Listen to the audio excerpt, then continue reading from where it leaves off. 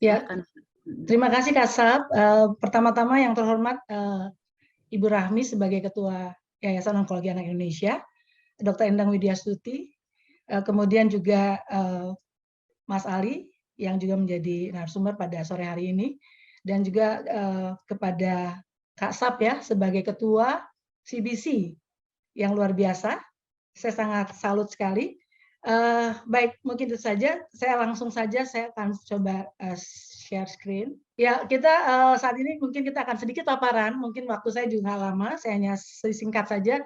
Nanti kita akan bahas dalam diskusi tentang apa sih identitas krisis pada penyintas kanker ya, anak maupun remaja. Ya, slide. Yang perlu kita ketahui mungkin siapa penyintas, kemudian kira-kira apa sih krisis identitas pada anak atau remaja kanker, kemudian ciri daripada identitas penyintas kanker. Sebenarnya ini adalah status identitas, kenapa krisis terjadi, dan bagaimana solusi. Slide. Nah, penyintas kanker menurut National Cancer Control adalah yang sudah menjalani 2-5 tahun pengobatan ya.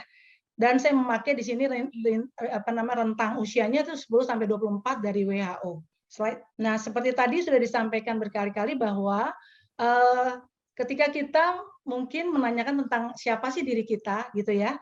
Anak-anak terutama masuk dalam fase di mana perkembangan remaja, gitu ya. Dari mulai tadi 10-24 tahun, pasti ada pertanyaan-pertanyaan siapa sih saya sebenarnya, gitu ya. Kemudian kira-kira saya tujuan hidup saya ini ke depan untuk apa? Dan kira-kira bagaimana saya bisa berperan di lingkungan atau di komunitas di mana saya berada. Nah, hal-hal ini yang seringkali terjadi atau pertanyaan-pertanyaan yang seringkali dialami oleh setiap anak ya atau setiap remaja. Sehingga ini akan menimbulkan berbagai gejolak gitu ya, baik secara emosional maupun secara sosial gitu ya di dalam diri remaja, sehingga dia akan tahu akan bagaimana dia nantinya.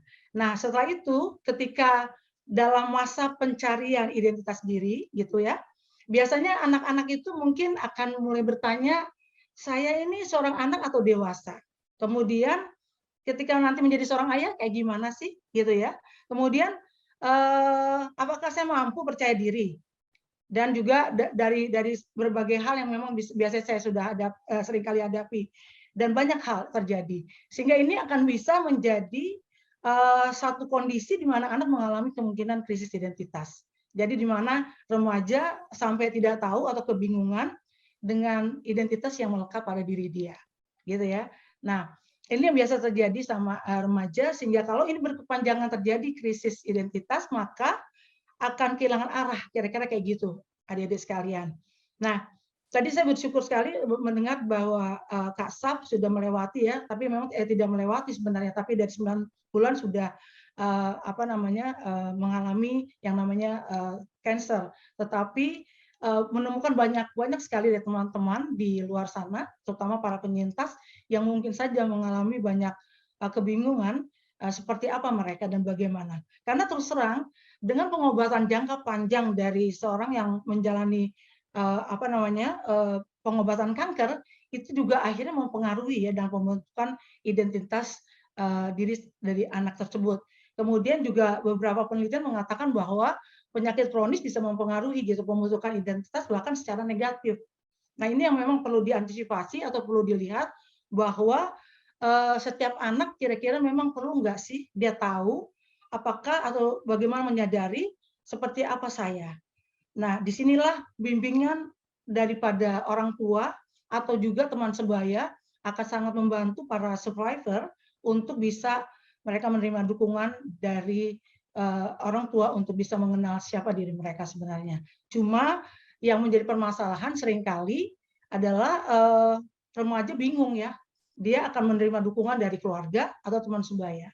Nah, ini yang mungkin nanti kita bisa bahas bersama ketika kita diskusi. Slide.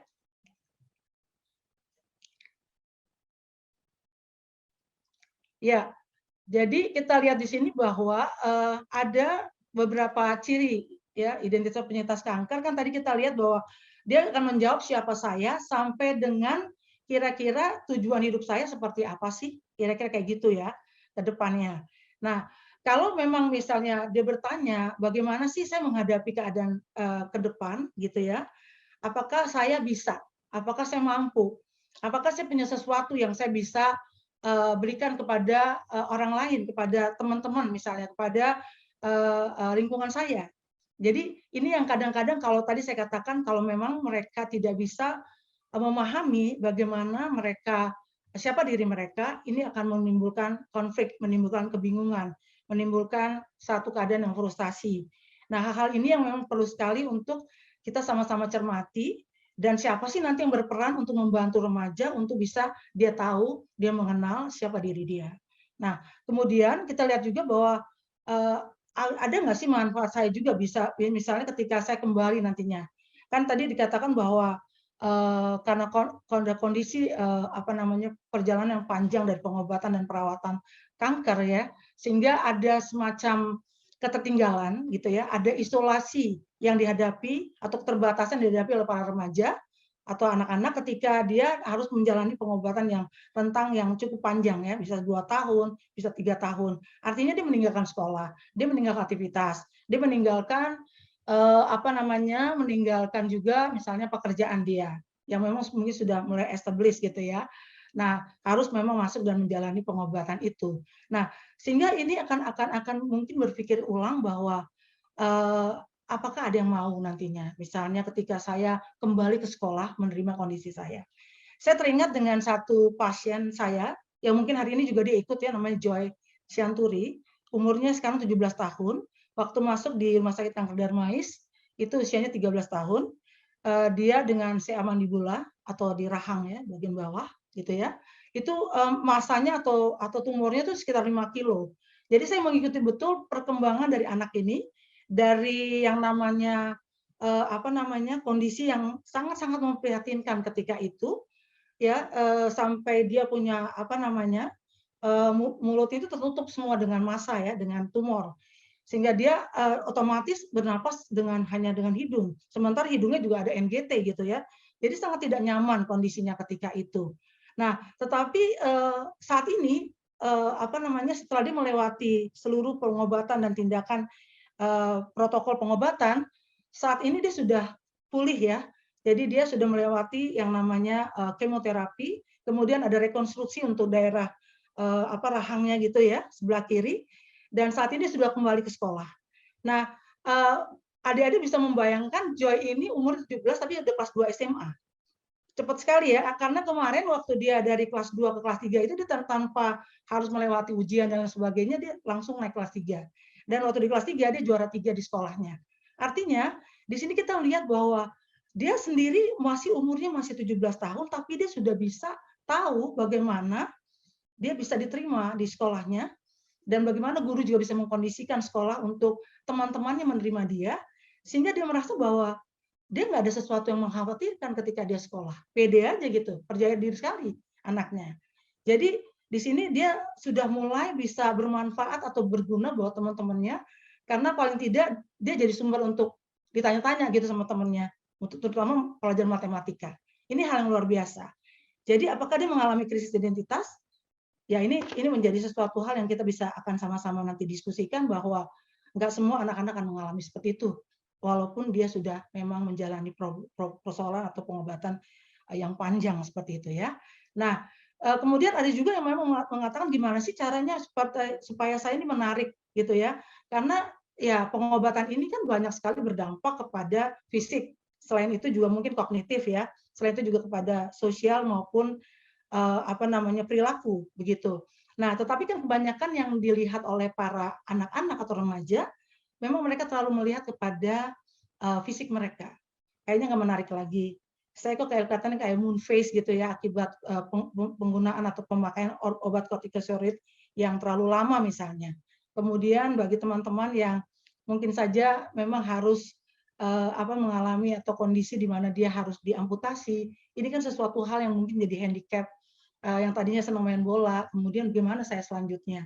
Jadi hal-hal ini mereka selalu melihat kepada kondisi-kondisi yang mungkin saja mempengaruhi sehingga anak-anak merasa tadi ya tidak percaya diri, lebih banyak menarik diri, lebih banyak tidak mau kembali untuk ketemu dengan teman-teman, akhirnya ada konflik dengan orang tua dan lain sebagainya dan sebagainya. Nah, ini juga menjadi hal yang menjadi krisis pada remaja ketika menjalani masa-masa di mana pengobatan sampai dengan menjadi seorang penyintas. Nah, ada konflik batin. Nah, konflik batin ini juga yang kadang-kala ini tergantung juga bagaimana sebenarnya orang tua bisa memberikan dukungan penuh kepada anaknya, sehingga memang pada proses ataupun pada perkembangan remaja, anak-anak di usia tertentu gitu, memang mereka sudah mulai ada rasa malu ya. Karena kan tadi ya ada perubahan secara hormonal, perubahan fisik, perubahan secara emosi, secara moral, secara sosial. Jadi anak-anak tuh mungkin merasa juga di satu sisi perubahan dengan fisik dia mungkin atau suaranya bertambah besar dan lain sebagainya, sehingga kayaknya malu gitu kalau menghadapi teman-teman dan lain sebagainya. Nah, ini juga mungkin saja bisa mengalami satu kondisi di mana dia mengalami krisis identitas seperti itu ya. Dan yang terakhir adalah bagaimana kita lihat salah satu ininya adalah bagaimana kita melihat tujuan ke depan seperti apa. Nah, tadi saya kembali kepada Joy, dia sendiri sebenarnya sudah mulai memahami bukan saja bagaimana dia bermanfaat buat orang lain, tapi dia juga ngerti dia akan kemana nantinya. Waktu saya tanya kemarin waktu dia sebelum pulang, saya selalu tanya dia, kira-kira kalau memang nanti kamu selesai SMA, karena kamu IPA, kamu mau masuk apa? Dia bilang saya mau masuk kedokteran. Tapi kalau toh saya tidak masuk kedokteran, saya akan mau jadi perawat. Karena bagi saya adalah saya pengen banget merawat atau menolong teman-teman saya yang sedang sakit, terutama yang sedang sakit kanker. Next. Ya, ini mungkin cepat saja saya sampaikan bahwa ada status identitas dalam kita sampai mencapai identitas yang penuh ya, identitas diri dalam diri seorang remaja. Ya, jadi kalau misalnya kita lihat di sini ada identity diffusion, itu sebenarnya belum dia mengalami yang namanya krisis, belum membuat satu komitmen gitu ya. Jadi kalau anak-anak seperti ini biasanya sih masih usia-usia yang boleh katakan puber atau masuk di remaja awal seperti itu. Jadi memang ada confused, dia masih belum bisa mengerti tentang konsep diri dia misalnya, ada kebingungan tentang siapa diri dia. Nah itu jadi belum ada krisis dan juga belum ada komitmen. Nah, yang kedua adalah foreclosure. Di sini remaja sudah membuat suatu komitmen gitu ya, tetapi belum mengalami krisis. Misalnya kita coba kasih contoh, misalnya kalau ada remaja yang kuliah di bidang kedokteran, berarti dia punya komitmen sudah ada, misalnya gitu ya. Tetapi itu pilihan orang tua, berarti di situ krisisnya belum ada. Karena kan pilihan, bukan dari diri dia. Jadi dia masuk kedokteran tetapi pilihan orang tua. Itu masuk di identity foreclosure. Sedangkan yang ketiga itu di situ ada moratorium. Nah, di moratorium ini sebenarnya remaja sudah mengalami krisis tetapi belum memiliki komitmen. Kalau toh ada, ya belum terlalu jelas komitmen itu seperti apa. Contohnya misalnya remaja yang ingin berpacaran nih. Jadi kalau ingin berpacaran kan ada krisis kan? Seperti itu ya. Tetapi dia belum mampu untuk mengembangkan hubungan yang lebih dekat. Berarti komitmennya belum ada. Nah, kira-kira seperti itu kalau yang dibilang moratorium. Nah, sedangkan identity achievement berarti sudah mencapai identitas yang sepenuhnya. Artinya di sini remaja sudah menyelesaikan krisis dan sudah membuat komitmen dan menemukan identitas dirinya. Next. Nah, kita lihat kalau di teman-teman kita atau adik-adik kita yang menjalani pengobatan maupun sudah masuk ke fase transisi ke penyintas, memang menjadi masalah adalah ketika transisi dari pengobatan kepada penyintas. Karena tadi ya ada satu kondisi di mana remaja mungkin merasa bahwa saya bisa nggak sih ketika saya nantinya menyelesaikan pengobatan ini kemudian saya kembali ke di mana saya bisa beraktivitas gitu ya.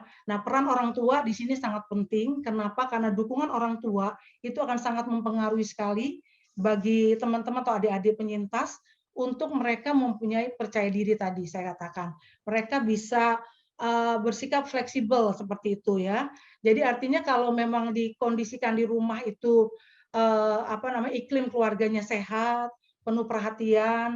Perhatian ini maksudnya bukan hanya pada saat dia sedang pengobatan ya, tetapi pada saat selesai. Tadi kan Bu Rohmi bilang tentang program pemulihan, ini juga pendampingan dari orang tua menjadi sangat penting di transisi ini.